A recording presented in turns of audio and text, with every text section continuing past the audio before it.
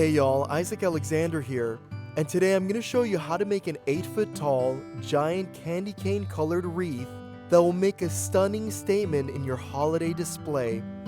This wreath is perfect for attaching to your garage, at your home's entrance, or along a fence line. I'll guide you through the process and show you how to create this eye-catching piece, so join me for this awesome Christmas tutorial.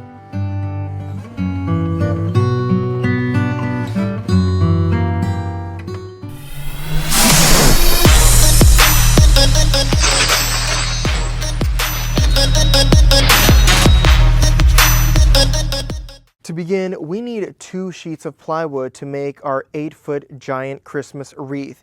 Now this plywood is sold in 4-foot by 8-foot sections, and this one is 3/4 of an inch thick. You can go with a 1/2 inch as well, but I prefer the sturdiness of the thicker board. So now that we have this, we need to mark it at a halfway point. I put a screw right in here at the halfway point, which would be 4 feet. Then we need some nylon string, and we're going to stretch it out so we can make a half circle. Let me show you how we're going to do that. It's super simple. We're going to tie this nylon rope right here, and once we're done tying it, we need to stretch it out like this, right to the edge. Once at the edge, we'll cut it a few more inches after the edge. And what we're going to do with this is that we need to tie a marker or a pencil to this, so that once we tie it right there at the edge, bam, we can go like this, like this, like this, marking it down to create that half circle. All right, so we have our string right here, we have our marker, and all we're doing is bringing it right towards the edge. Now keep it nice and straight like this, and all we're gonna do, let me use this hand, all we're gonna do is bam, just like that. We're using the string to guide us.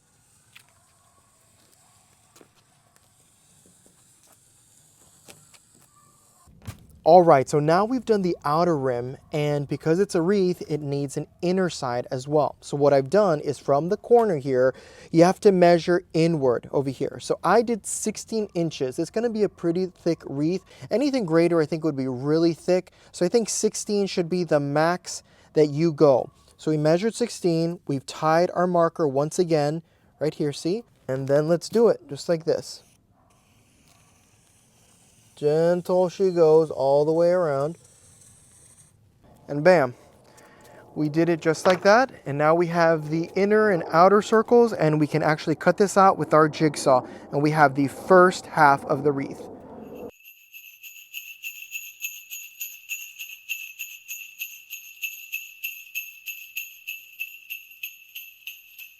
I wanted to take a moment to talk about the second children's book I've written. It's called Oliver and the Lost Flame, and it's rated for kids ages 3 to 10 years old.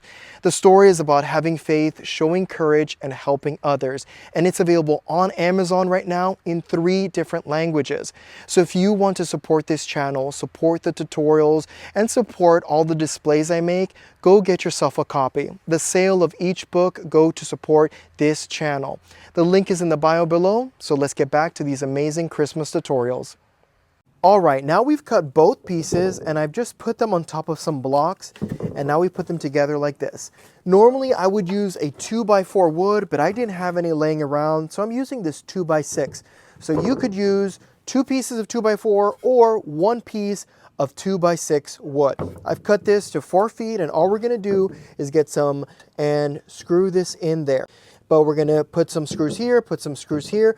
That'll hold it in place. We'll do it to the other side, and then we can lift this up and it's gonna stay together. At the end of the season, when we're done, we can unscrew this and save these and store these as 2 separate pieces. So the next part is super simple. We're painting it red.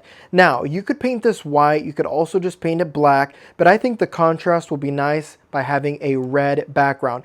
I'm using exterior latex paint. You can use any color red, but this one is called Radiant Red by Valspar. It's an exterior paint, and we want to paint the edges, the front, and you even want to paint the back because you want to make sure it's weatherproofed.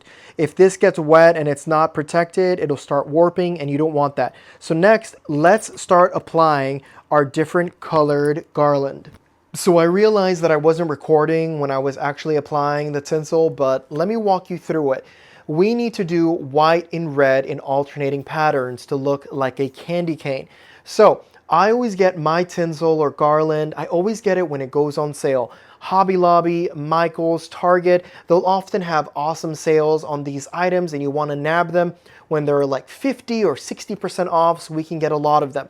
So if you can see with the white one that we've done, it's sparsely put together. We want to make this look fuller, but since we're applying lights, I'm going to try to see if doing it this way will look really cool once we do the LED lights on the inside or in between it.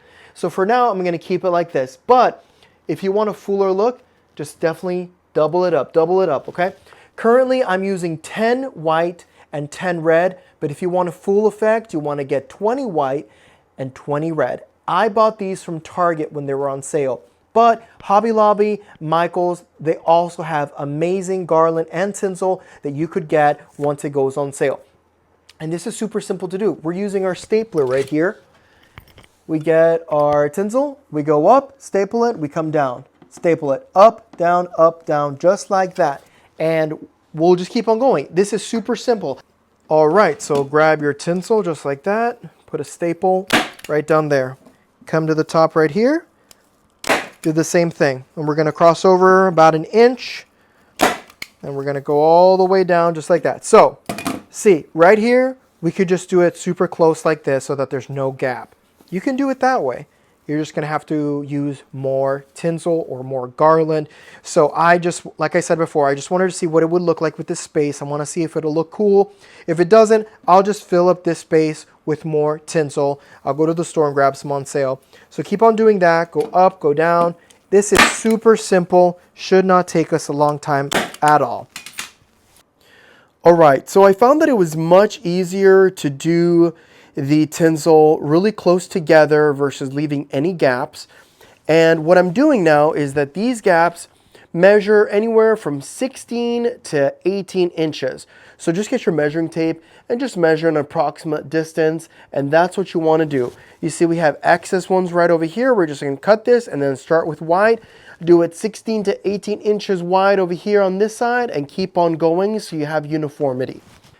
To finish, we're going to wrap the wreath with red and white lights. Now, I got my lights from Home Depot, but you can also get them from Lowe's. I always get my lights when they're on sale, and the price is really good once it goes on sale, so definitely do that. We're using LED lights only. Remember, we only use LED lights here on this channel. They're energy efficient, and they don't get too hot. So we're going to wrap them with these 100 LED lights. We're going to do red on the red and white on the white, but you could also just do white all over. I just think it'll show up nicer with a red on red versus a white on red. So let's just wrap it real quick. To finish it, we're just going to wrap it like this. We're going to go over and under just like that. We're not attaching it with nails or screws or anything like that. We're just making it nice and tight. And you may wonder, but there's lights on the back. You can't see it. No, but once we put this against the garage, it's going to glow really nicely. So that's it. Just keep on wrapping it. And once we get to the end over here, we'll do red, white, and keep on going. These are LED lights, so we can attach 35 or even 40 strands together. So it'll be no problem attaching them all together to one extension cord.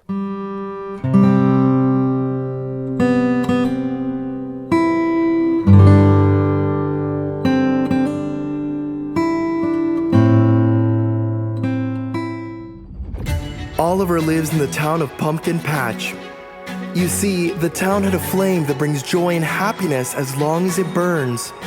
But one day, winter came early and the enchanted flame that protects their town was snuffed out. But young Oliver is determined to save the town and find the lost flame. But can he make it through the spooky forest full of creatures and goblins? And can the bat help Oliver find the flame and bring happiness and warmth back? This is a story about being brave. A story about helping others.